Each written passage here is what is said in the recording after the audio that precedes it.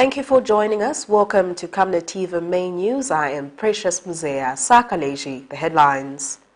Police Service Commission cautions police officers against drinking substance on duty. Opposition MPs walk out of Parliament as Speaker orders non-payment of allowances to the casualties. UNDP predicts failure by countries to meet SDGs if gender equality is not achieved. And in international news, Nigeria's largest pool of voters divided before election. And in sports, Appeals Committee uphold CHAMBISHI sanctions. Details coming through after this commercial. In our quest to serve nations and develop Africa, Savenda is investing in the agriculture sector so as to produce supply for both local and international markets, housing over 12,000 pullets that are nurtured and fed with our locally made stock feed that comes from our own locally grown maize and soya beans, all processed from our recently installed milling and mixing plant. Our over 95,000 layers have an output capacity of over 1,500 trays of fresh eggs per day that are carefully selected and packaged for all the leading stores and supermarkets nationwide. Our greenhouses are fitted with the latest irrigation system, and the seedlings are nurtured to ensure only healthy plants reach the fields. With our deliberate planting schedule, we are better placed to supply constantly without interruption, thus reliable. Savenda Farms is also changing lives of its dedicated workforce drawn from the local community and beyond. So the next time you think fresh and green, think Savenda Farms. Christian Community Church fundraising dinner and church service. Hosts Pastor Field and Rita Ngalande. Guest speakers Pastors Victoria and Moses Chilu. Date 3rd and 4th December 2022. Venue Sally Riverside Resort in Mansa. Time dinner 19 hours to 22 hours. Church service 0930 to 12 hours. Contact us on 0978 04 2508. Take note, both events will take place at the same place. Surround me with your grace. Surround me with your power. And now the main news in detail. A family of a 5-year-old girl of Lusaka's Apollo area who was physically abused by her paternal grandmother have expressed gratitude in the manner in which the court have handled the matter by ensuring that justice prevails. In an interview with Camnet TV, maternal grandmother to the 5-year-old girl says the 5 years jail sentence slapped on Martha Moyo, the abuser, will act as a deterrent to other would-be offenders. She has, however, appealed to the police to speed up investigations and arrest culprits who allegedly abuse her granddaughter. In September 2022, Camnet Television aired a story of a 5-year-old who was physically abused by her 44-year-old paternal mother, whilst in her custody. In September 2022, Camnet TV carried a story of a 5-year-old girl of Lusaka's Apollo area who was being physically assaulted by her grandmother who lives in Kanyama compound. It was established that the minor had gone to live with 44-year-old Martha Moyo, her paternal grandmother, who would physically abuse her on several occasions using different objects to inflict pain on her. After discovering the brutal act that was being done on the minor, neighbors rose and reported the matter to Kanyama police station. It was also established that the girl was also sexually abused, however, no person was linked to the alleged act. Observing that children are easy prey due to their tender age, physical vulnerabilities and inexperience of life and society, Miss Moyo is now serving a 5-year jail sentence for abusing a granddaughter. The court found her guilty. However, the family wants the case of defilement to be also investigated as well and bring the alleged culprit to book.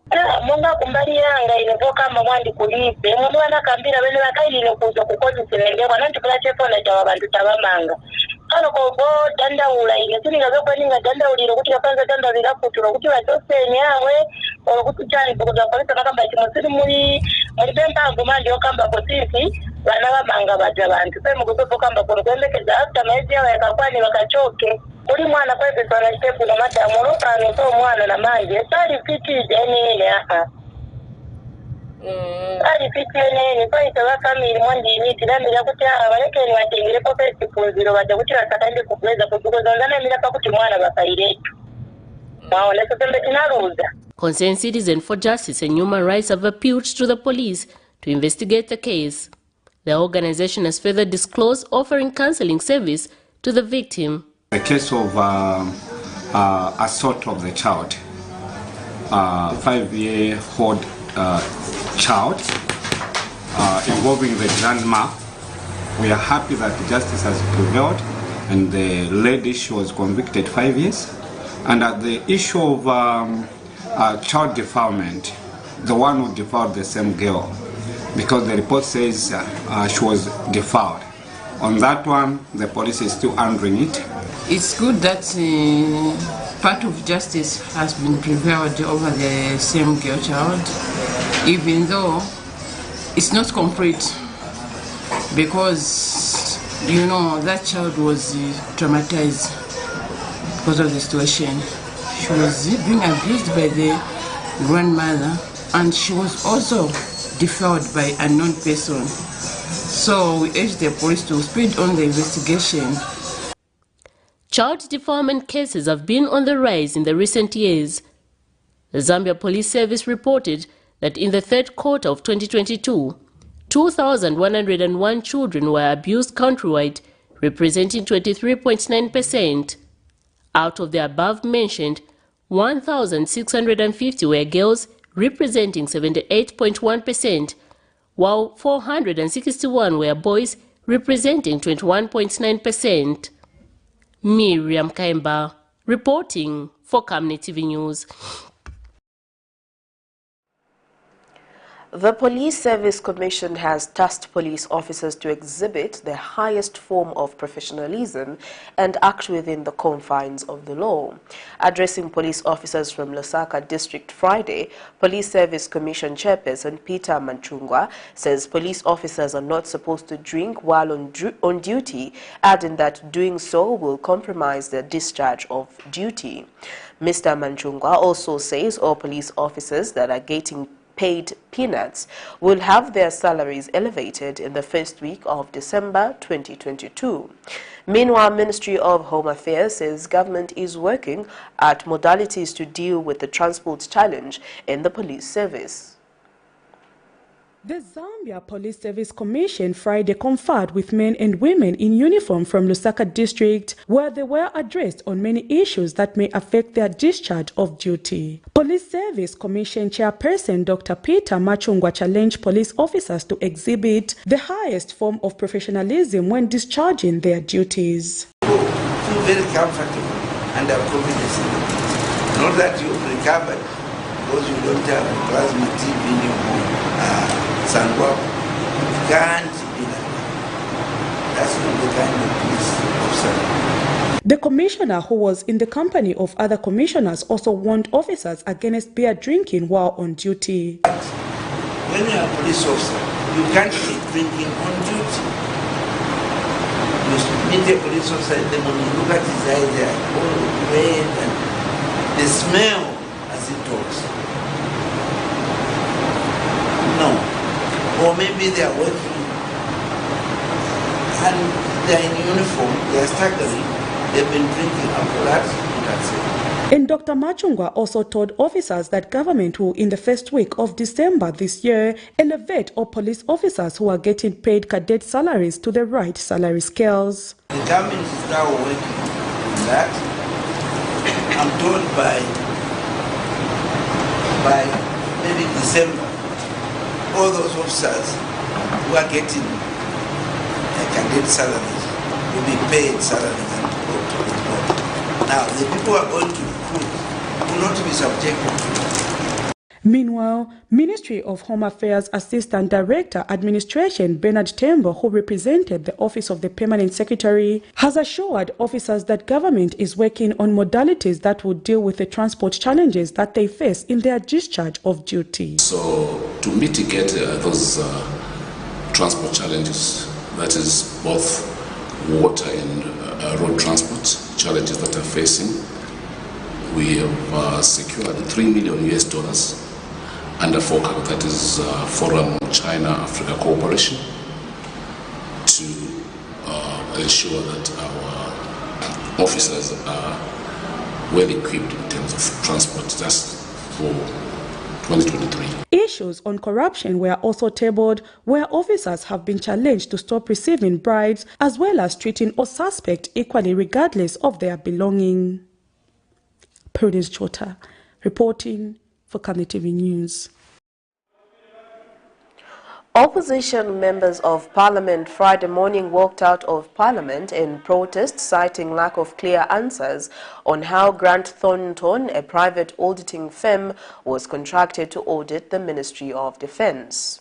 This followed a question from PF Makaika constituency member of Parliament, Peter Piri, during the Vice President's question and answer time, who wanted to know why the contract was done through the Secretary to the Treasury and not through the Office of the Auditor General. In response to the question, Vice President Mtalina Lumango stated that the contract would soon go through the Office of the Auditor General. This, however, led to some PF members of Parliament walking out, citing lack of clarity on the answer.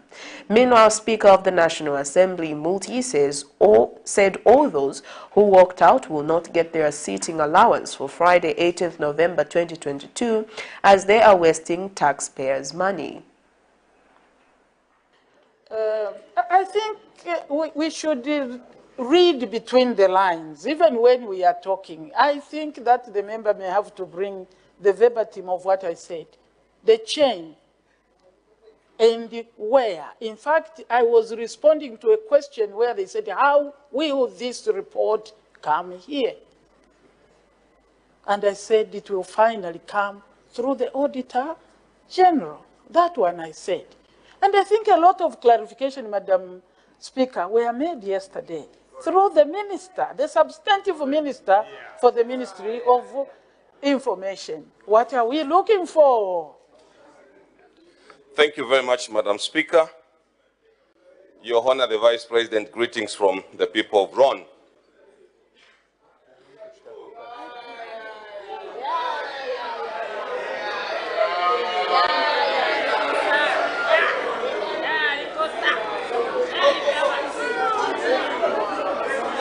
Can you do it? Stop the clock. Can you do it quietly?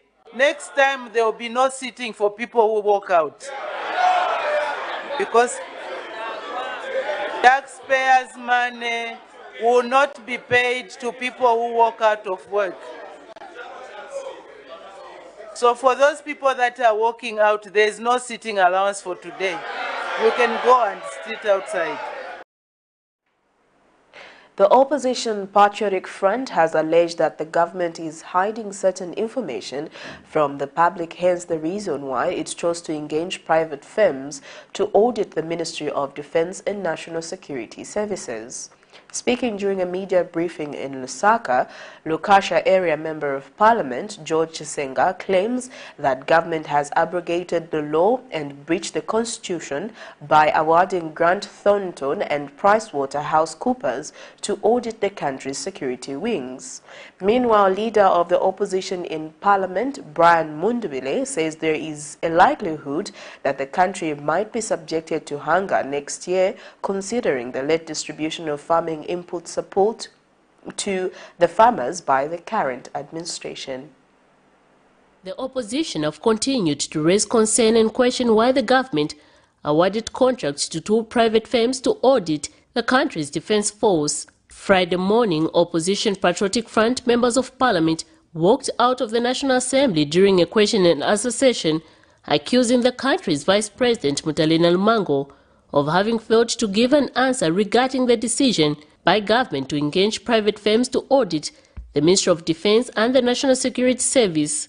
Government awarded contracts to Grant Thornton Zambia and PricewaterhouseCoopers to audit the Zambia Defence Forces. This has, however, not sit well with the opposition and other stakeholders.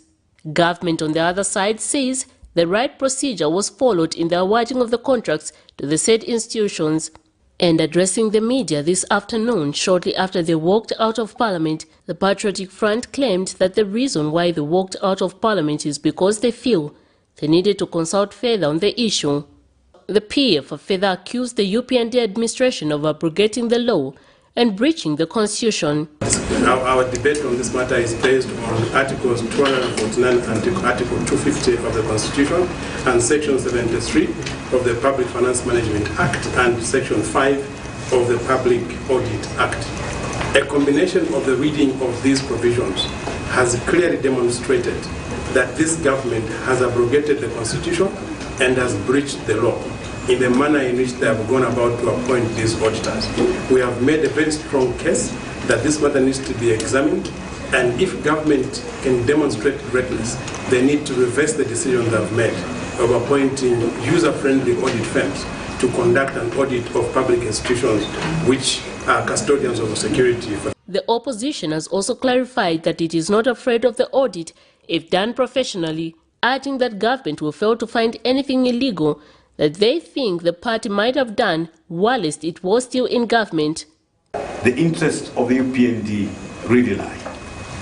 They will always promote the interests of the rich. And remember, I'll keep repeating this, even as they give an impression that they're fighting corruption, we have to always interrogate this fight against corruption. The corruption that is detrimental to our people, the poor people, is the corruption that you can't see. The corruption that our SEC cannot see. Because we have redefined corruption here. We say corruption should be looked at in a wider concept. It should not be looked. Meanwhile, the Patriotic Front says it foresees more by-elections in the country, alleging that the UPND are enticing most of their councillors to take government positions. Miriam Kaimba, reporting for Camnet TV News. Government has alleged that there is need to put to an end the debate surrounding the contracting of 6 independent audit firms to verify the debt owed by all government institutions. Ministry of Information and Media Director spokesperson Tawo Kawana says all the information being verified by the said companies is being given to them by the line ministries. The director spokesperson says no private company is accessing confidential government information and that the verification exercise is meant to ensure that there is transparency in paying the creditors. He has since challenged all those who feel aggrieved to go to court. The aspect of engaging private auditors in government institutions has brought a lot of unrest, especially on opposition political party leaders who have condemned the move in the strongest possible term. The debate on the matter has also seen opposition political party leaders walk out of Parliament Friday 18th November 2022. Ministry of Information and Media Director spokesperson Tawo Kawana, however, says government is tired of explaining the same issue over and over when the matter is simple and that the exercise is not meant to sideline anyone who supplied goods and services to the government, but that only to verify if the information audited by the relevant wings of government is indeed true. And as we speak, there's a verification going on in all government ministries, all spending agencies, all finance status.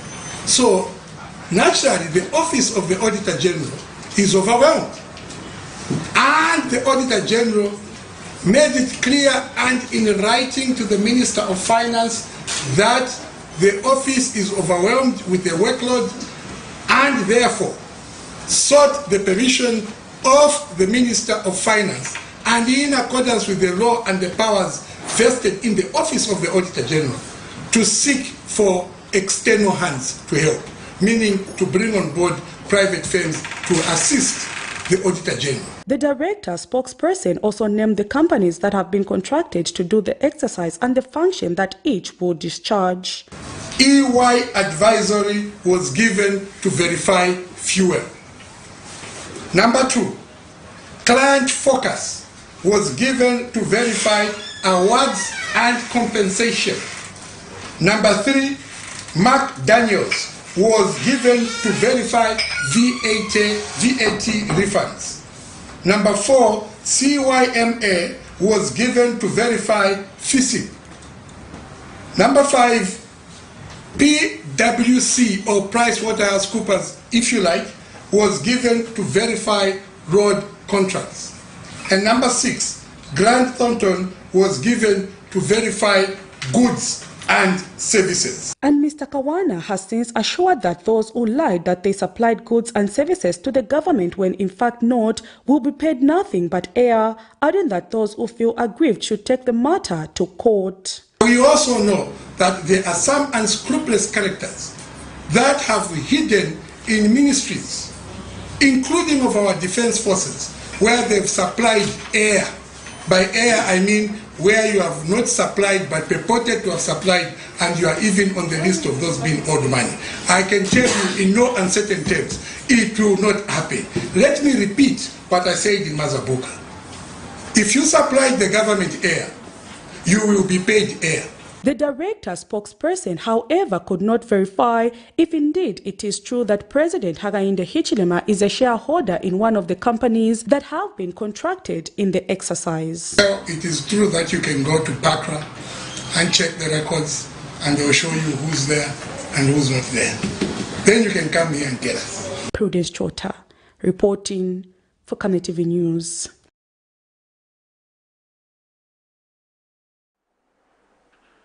United Nations Development Programme UNDP Resident Coordinator Beatrice Mutali has observed that it will be impossible for countries Zambia inclusive to achieve Sustainable Development Goals SDGs without steering women empowerment.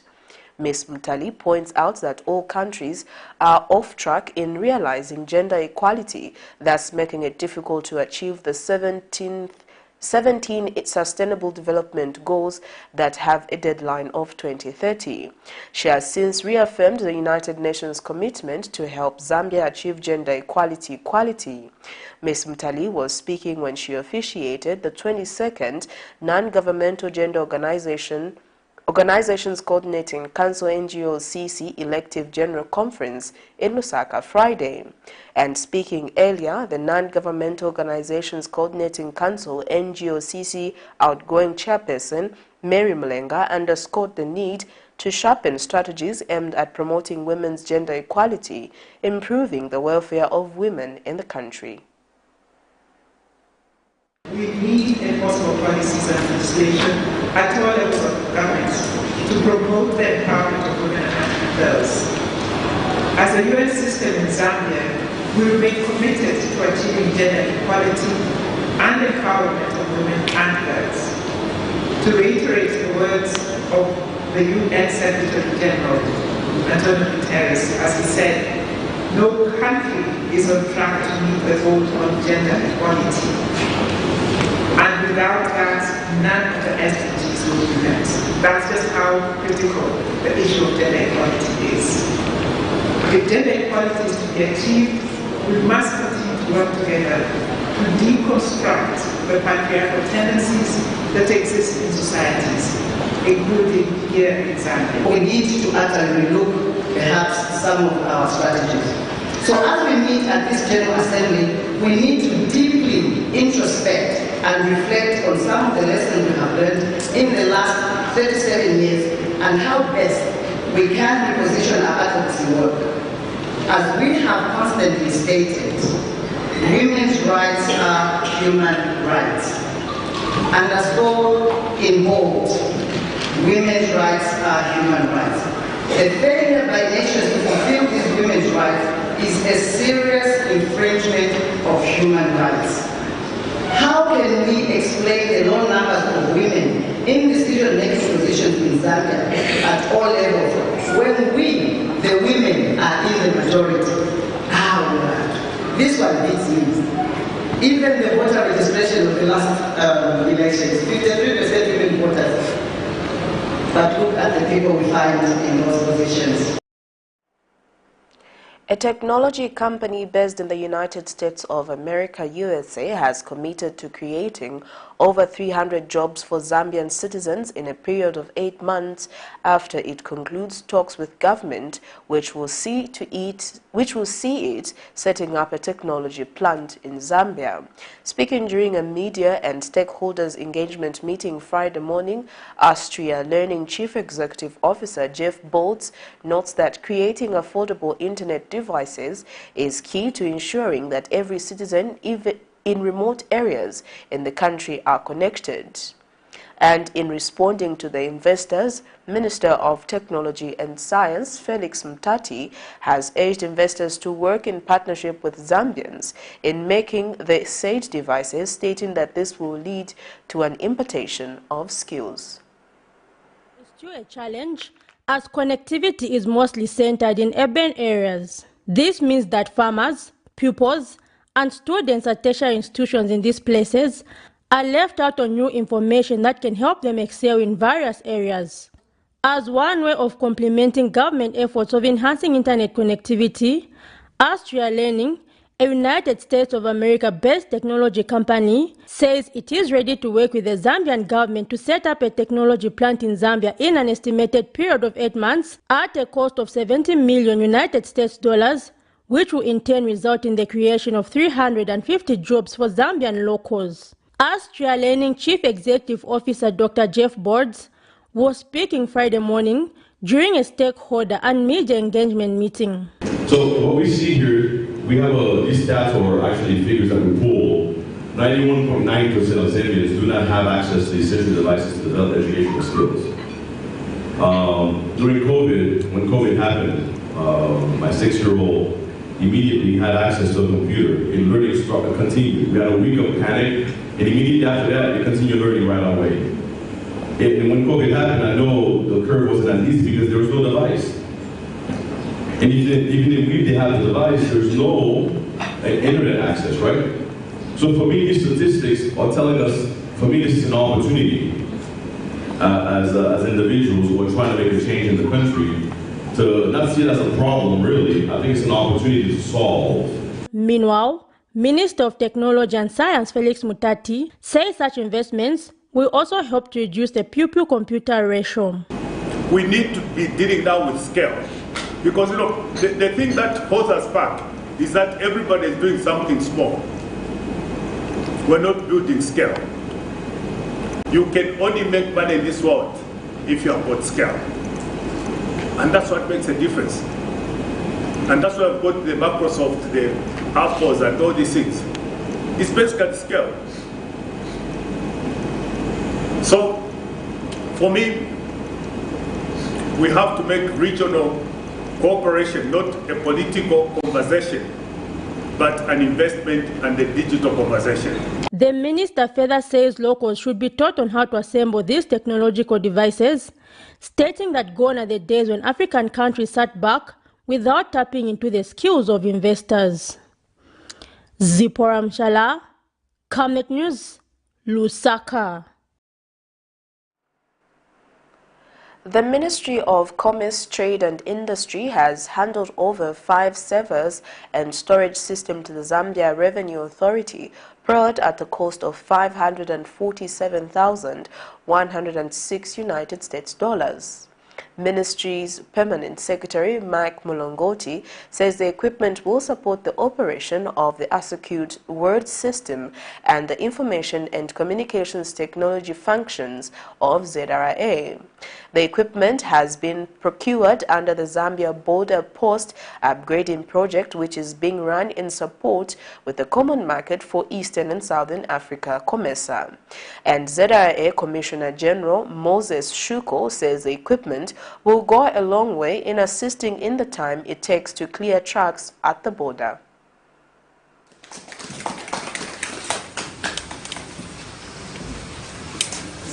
Today, I will be handing over 5 servers and storage systems procured at the cost of $547,106 United States dollars.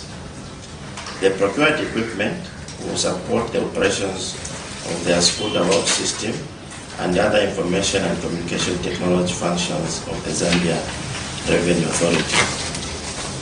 I am informed that the procured equipment is adaptable to diverse workloads and environments, and it is anticipated that it will deliver high-range performance with the right balance of expandability and scalability. Water crossing in the Comesa region is still full of challenges that add unnecessary costs to trade, resulting in an unfriendly business environment, and also it is costly and inefficient, and also ineffective border controls. To address these shortcomings at the border crossings along the major transport corridors in the Comesa region, Comesa is supporting the implementation of the principles of coordinated border management at the border posts. This equipment will undoubtedly make operations of the Ascuda World system more efficient, especially that the system is going through the upgrading and features enhancements that will need new equipment for better operational performance. You're watching Camnet TV Main News. We take our first set of commercials. We'll be back with more after this. You know I can take her a bit. Yes, my dear. I was thinking of getting you a Bugatti on your birthday. Really? I'm quiet. My name is Yana.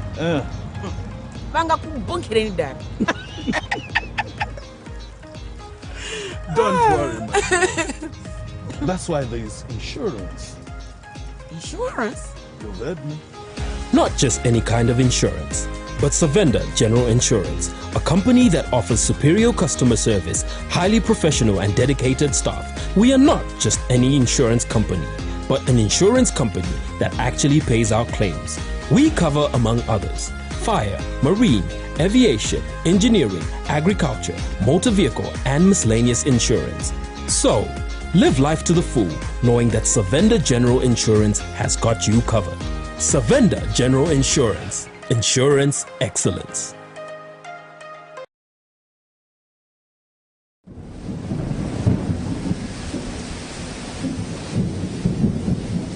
Good news, good news. The rains have started. You need to plan your future. Generation Wealth is the way to go. Has grafted avocado plants fruiting within 2 to 3 years for sale at only 90 kwacha each, and ordinary avocados at only 45 kwacha each. Contact us on 0979 753010 or 0962 965 883. We are open from 8 hours to 17 hours, Monday to Friday, at Healing Word Ministries International in Ibex Hill, opposite Hilltop Hospital.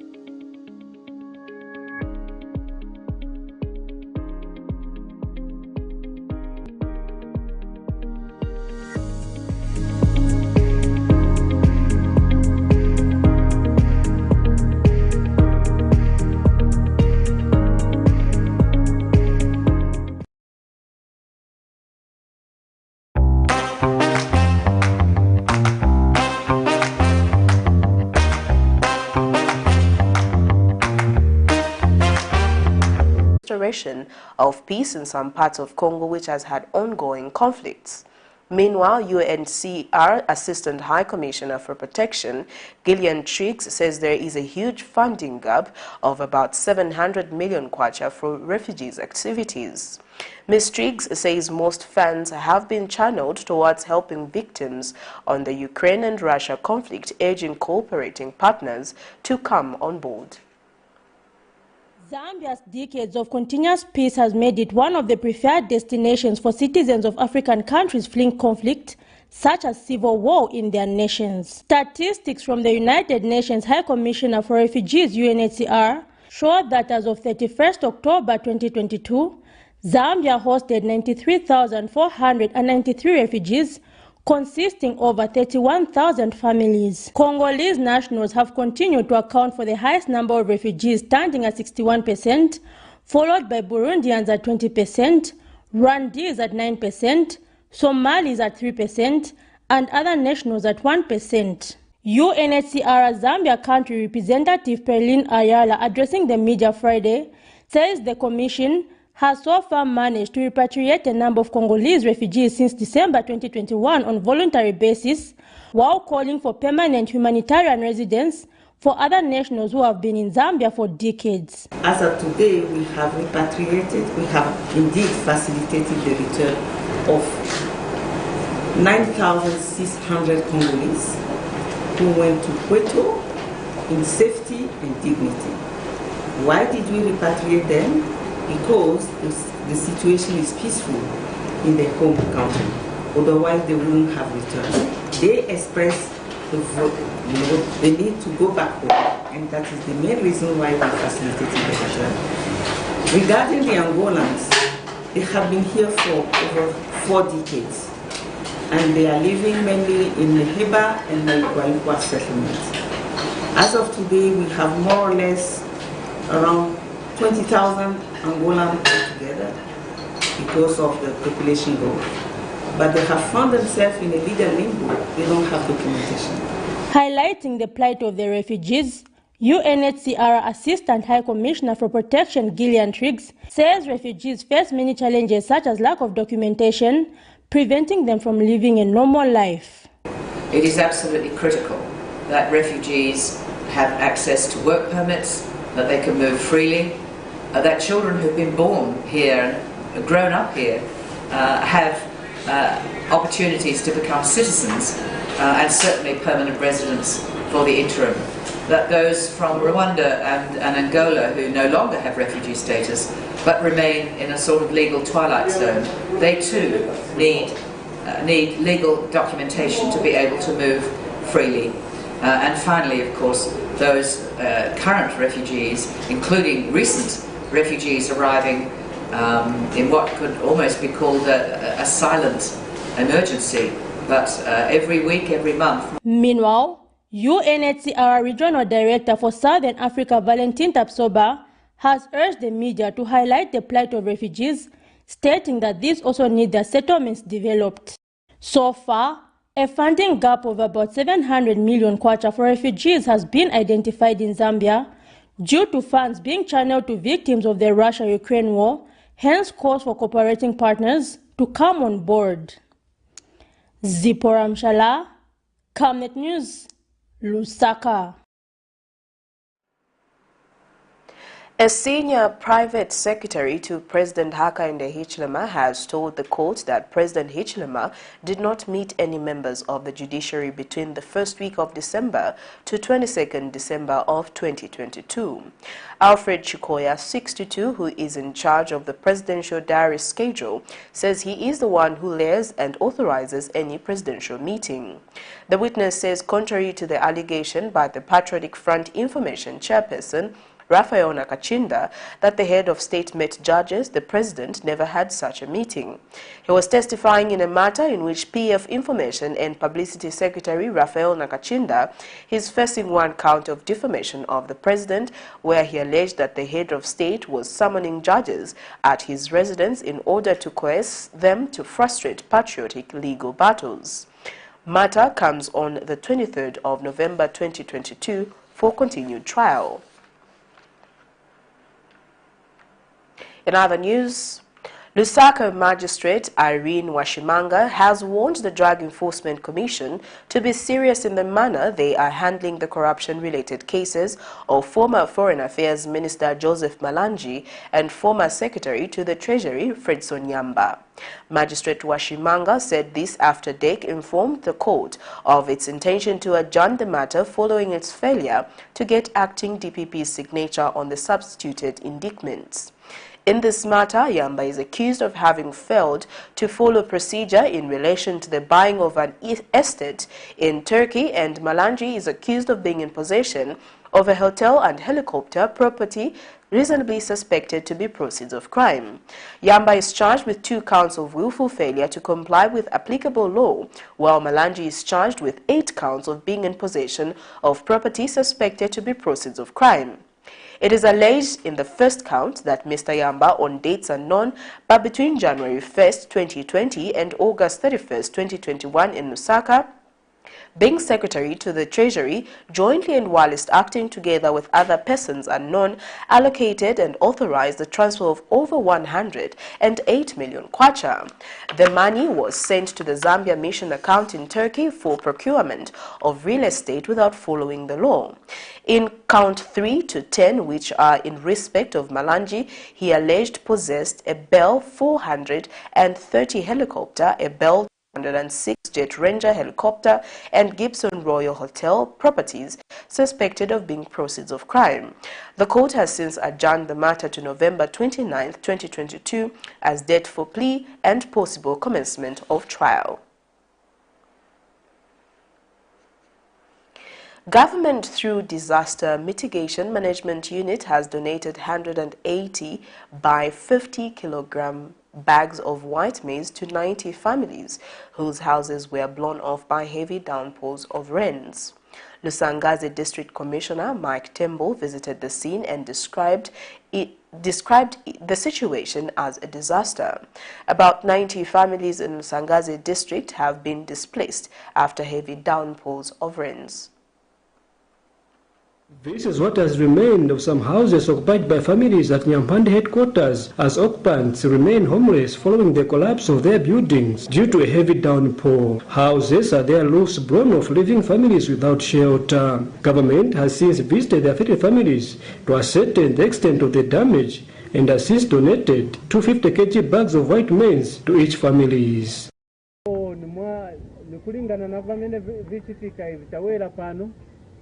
Tuone mwatinga yavire na kuti boma yanu yaikapo zanja muziva nyengo yasinta mvula lomba sisirija kukwapa vimiti mvula lomba yuwela na vimphepo so tiye tosamala pomanga pala tokumba mafoundation wokosa kuti mang'anda abekuba olimba kwa Nyampande pasiku la lelo ng'anda ili yonse ipona mchenje wiruta timpase nkodi masaka abiri by 50 kg kuti mukayambirepo.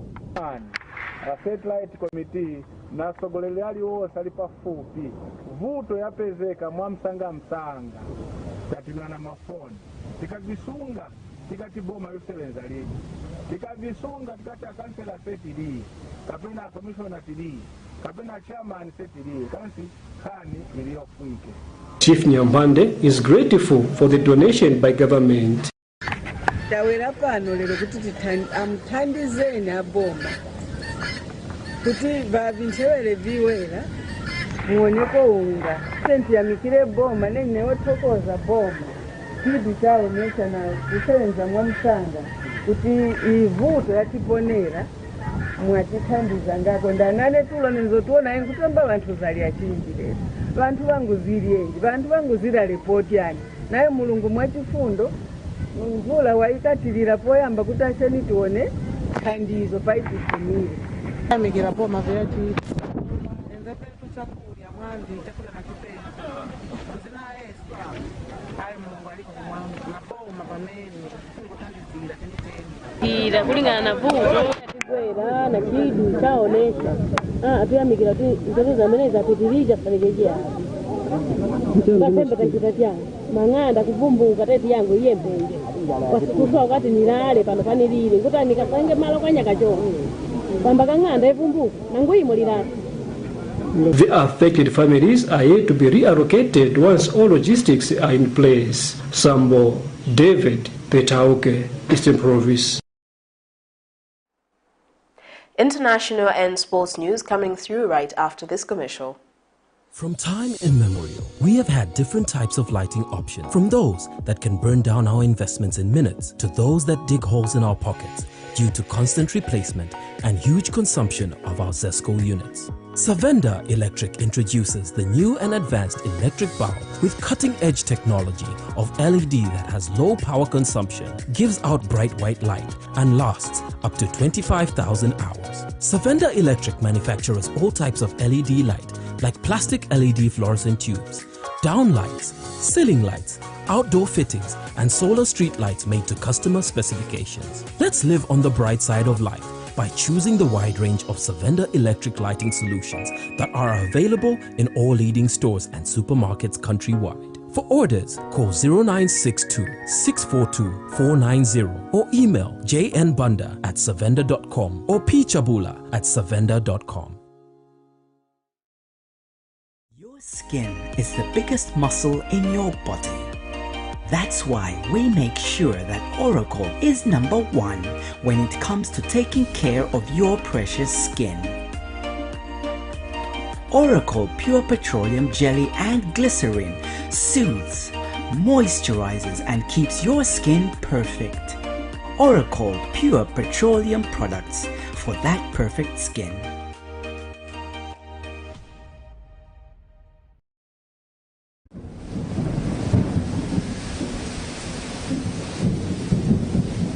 Good news, good news. The rains have started. You need to plan your future. Generation Wealth is the way to go. House-grafted avocado plants fruiting within 2 to 3 years for sale at only 90 kwacha each, and ordinary avocados at only 45 kwacha each. Contact us on 0979 753010 or 0962 965 883. We are open from 8 hours to 17 hours, Monday to Friday, at Healing Word Ministries International in Ibex Hill, opposite Hilltop Hospital.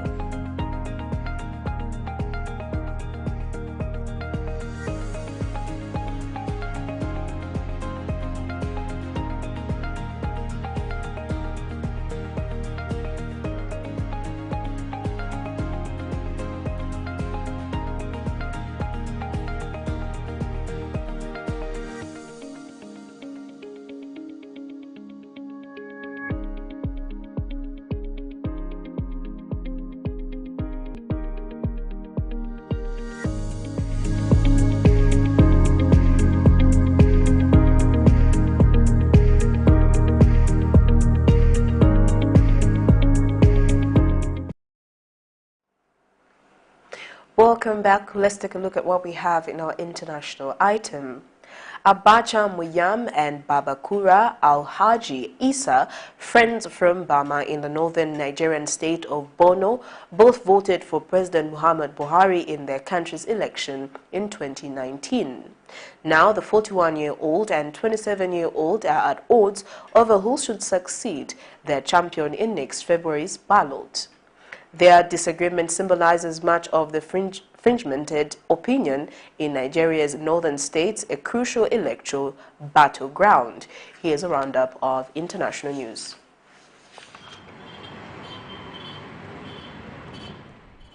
Elections in Africa's most populous nation, Nigeria, are often tainted by ethnic and religious rhetoric, reflecting numerous fault lines.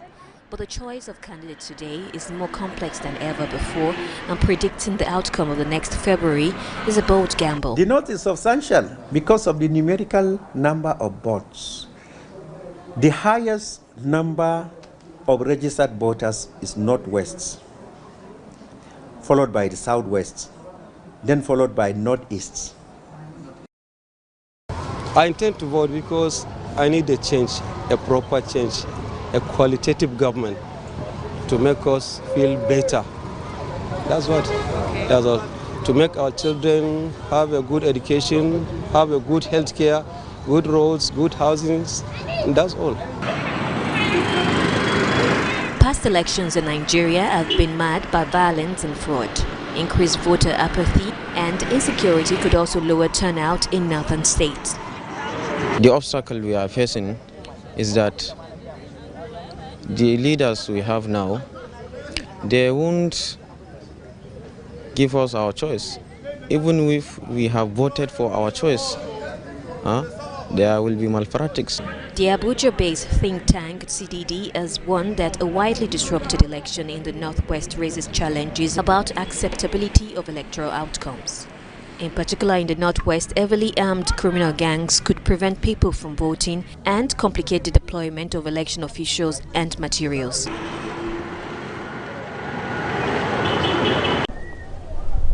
The city of Kolwezi, home to more than 500,000 people, sits on top of the world's richest mineral reserves, a treasure trove of copper, cobalt and gold that powers Congo's economy. In recent years, mining activity has been increasingly edging inside the city itself, uprooting thousands of people who often complain of unfair treatment. The Geka Mines district of Kolwezi is already ruined. Everything is already ruined. It will disappear. It won't exist in 10 years anyway. Everyone is already gone, and we're staying. When you see the city, it's really not good. There were more than 300 houses, and now there are only a few houses here and there. Mining permits cover most of Kolwezi's surface area.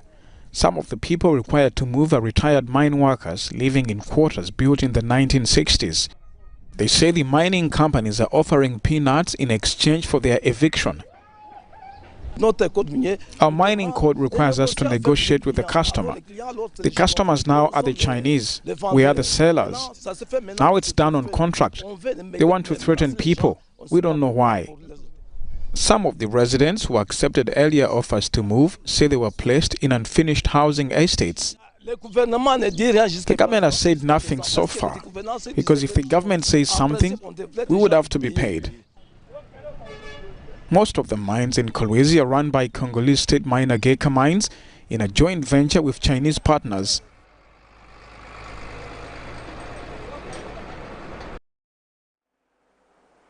Let's get into sports news.